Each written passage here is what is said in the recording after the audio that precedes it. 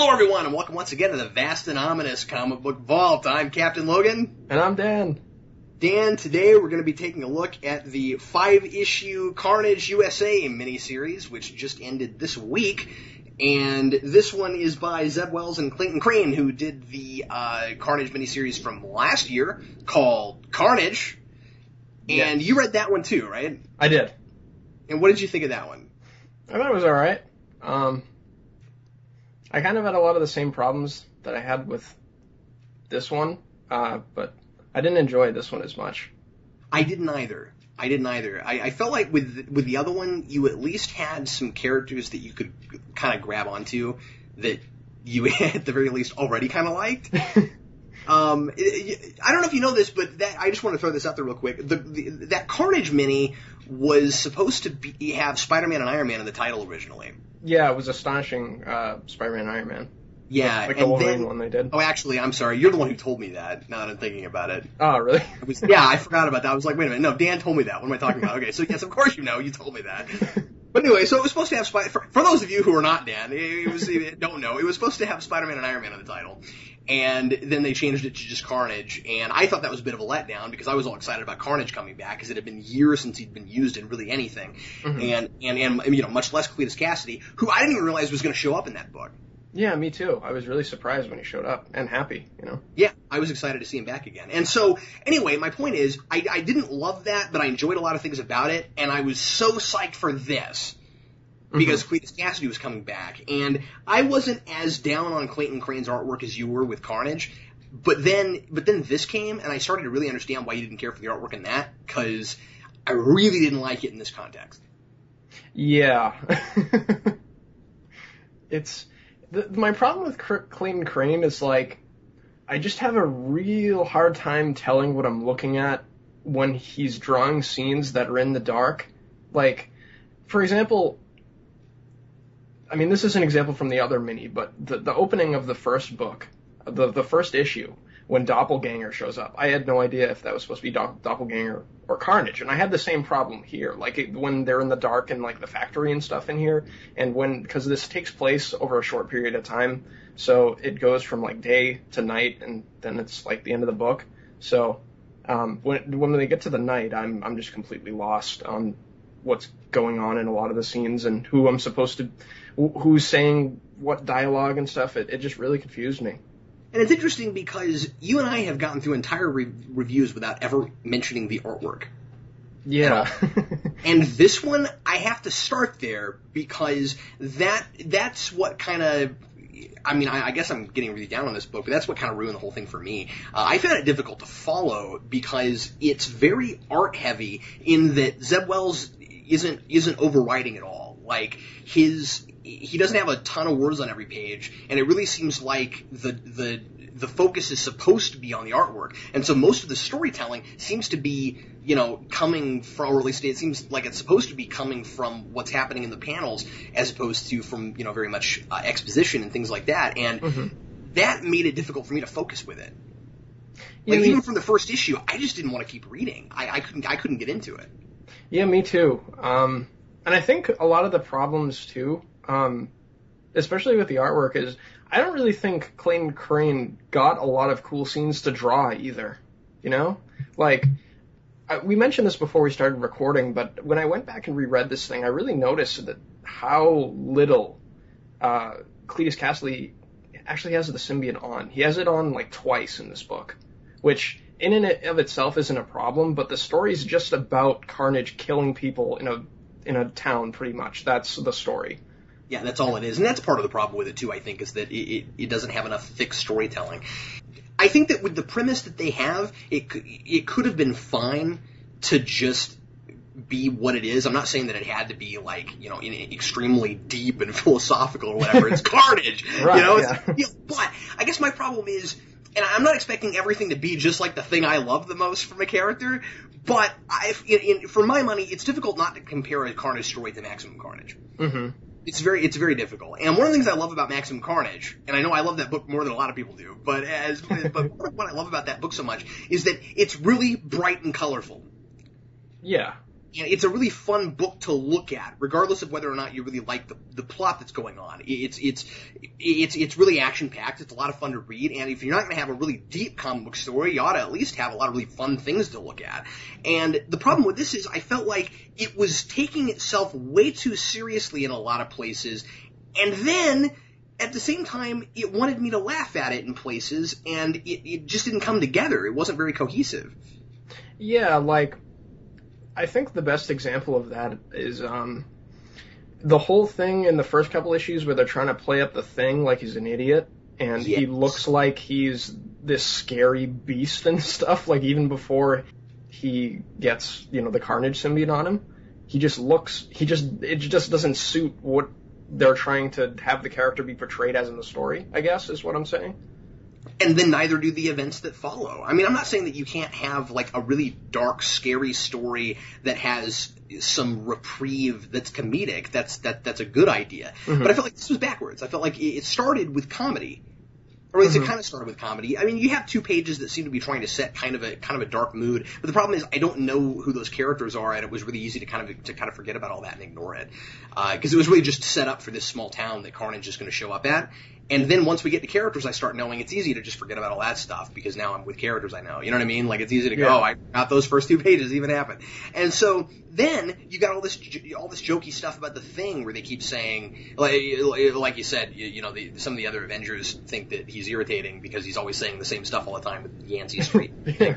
And I guess it was kind of funny, but it just didn't work in this book, because then right after that, you've got Carnage torturing people in this small town. And very, very shortly after that, you've got him, I think in the second issue, you've got Carnage trying to force a man's wife and kids to kill the man. And that's kind of the through line story is, Carnage is doing a lot of terrible things to a lot of people, but that's kind of, those seem to be the characters that we're supposed to latch onto, who are new characters, who also were very underdeveloped, and I just had a difficult time caring about what happened to them. But what I'm saying is that you've got this bizarre juxtaposition that never meshes at all, and I found it I found it cringeworthy, actually. It was really hard to read when suddenly you'd have these like bits that were supposed to be really, really, really funny after bits like the thing, I gotta bring this up, the thing in the church where Carnage is making people rip their own teeth out. Yeah. What? Yeah, I mean, I agree with you 100%, and I think the key to, what made those scenes so cringeworthy, I think, I don't know about you, but for me, was the fact that it was just violence for the sake of violence, because I didn't care about any of the people in the situations, all the violence that was happening. I mean, the characters, like you said, that we're supposed to latch on to were supposed to be the sheriff, his wife, and his kids. Yes. The sheriff, his introduction is he runs home and sees the Carnage symbiote coming out of his sink, and then his kid gets infected with it. And it's like, that's what's supposed to make us care about him. And then he tries to kill Carnage at the end of the story, and then people don't let him kill Carnage, and that's supposed to be like the message of the story or something. I felt like they wrapped it up really quick. They're like, oh yeah, we shouldn't kill this guy. And Wolverine was like, maybe we should have. And then the story ends. I was like, what? And, Spider-Man doesn't even do anything in the story, really. And the Avengers don't really do anything. It's kind of about the sheriff, and I just didn't care about him or anyone else in the town.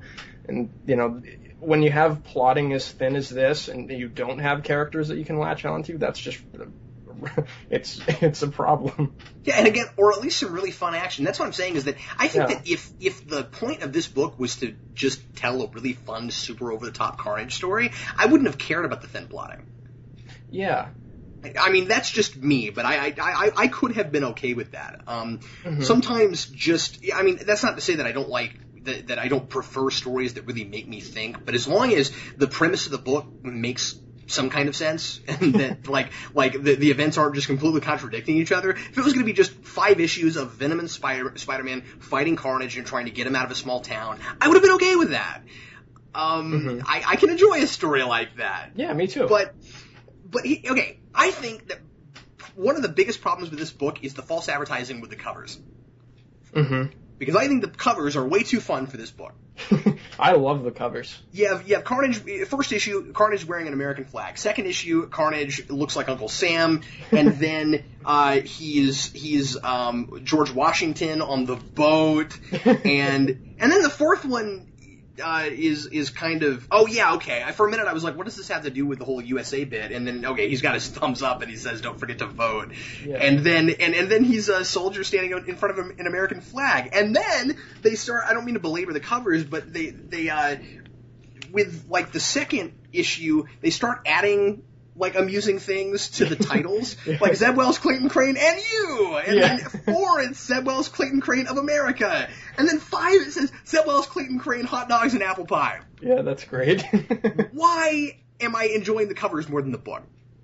And I feel like it's false advertising. I'm okay with satire. Mm-hmm. But I don't feel like the book itself is really satirical. Like I feel like it's just kind of a throwaway story that's not really. I'm not sure if it's supposed to be satirical. I don't know what the book itself is satirizing.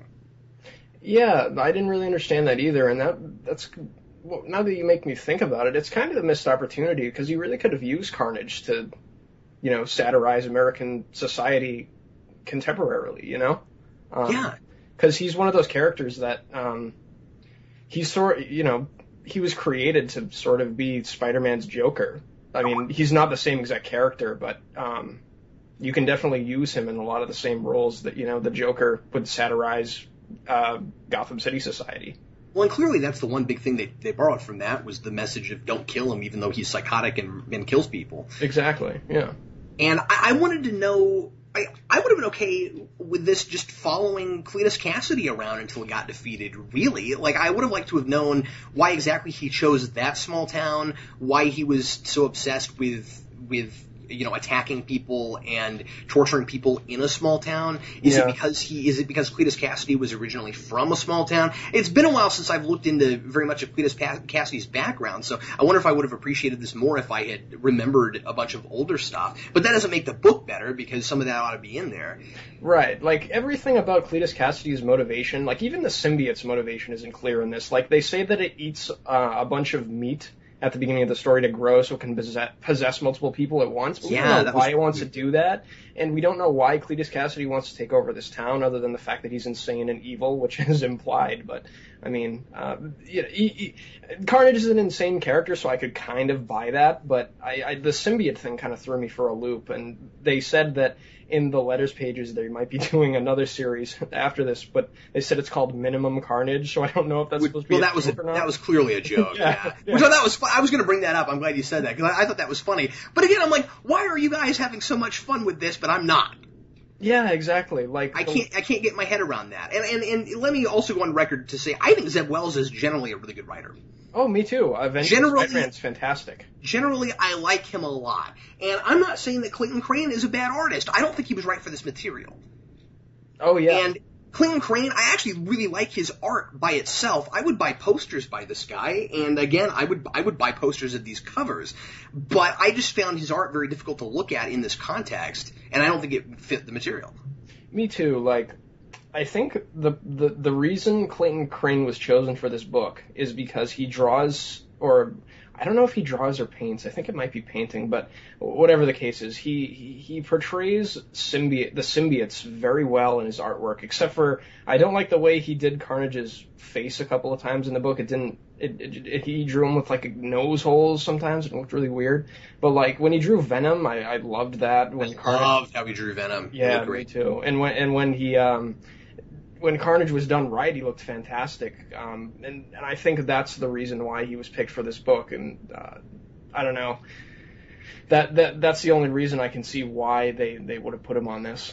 I think maybe the strongest bit was the fight between Venom and Carnage. Yeah, I was okay with that. I kind of enjoyed things about it. I especially thought it was interesting that when the symbiotes left, it was Cletus Cassidy who had no legs. Yeah, having to fight Flash, who had cybernetic everything. Mm-hmm. And I thought that was kind of interesting. Yeah, I mean, not that anything was really done with it, but it was. Yeah. I guess it was ironic. I guess it was just ironic. I didn't know what I was supposed to latch onto. I wasn't sure what the point of this was. Yeah, I don't think anyone really knew. Like, it felt like some of the characters in the book, like Spider-Man was kind of just wandering around like, what's going on? You know? And he's like, I'm holding a gun, and it's like, why am I holding a gun? Yeah. Yeah, it was just, I felt like they tried to like throw in the themes of like what they were trying to get at the end of the story, where Venom's like, oh, I don't kill because I'm a fan of Spider-Man, that's bad, you know, and then they just, Yeah. I don't know, it was just strange to me. It was odd. I think you also have this unfortunate problem right now where Rick Remender has such a voice for Flash that nobody else can write him. That's true. I agree with you. I think that's kind of going on.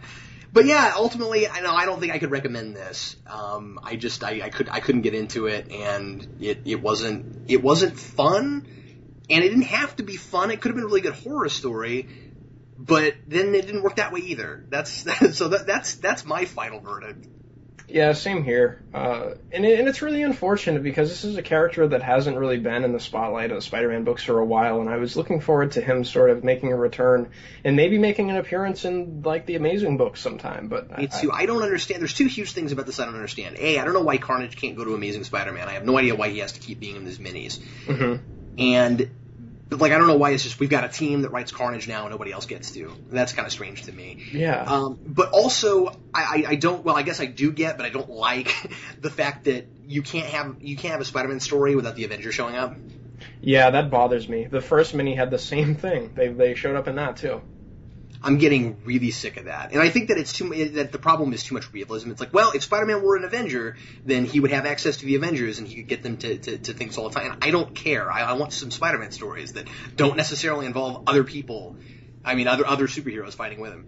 Yeah, exactly. Think about it. You got this book, it's Spider-Man the Avengers. Amazing Spider-Man right now, The Ends of the Earth, Spider-Man the Avengers. And then you got The Avenging Spider-Man.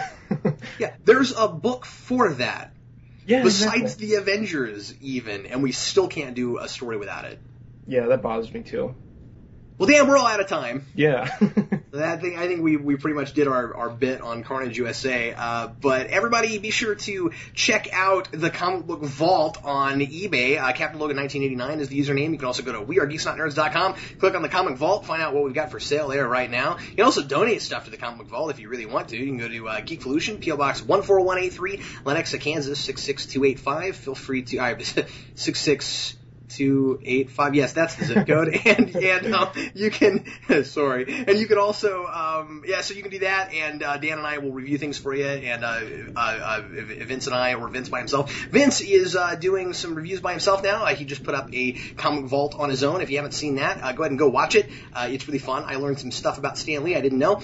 And thanks again for watching. I'm Captain Logan. And I'm Dan. And we'll see you next time.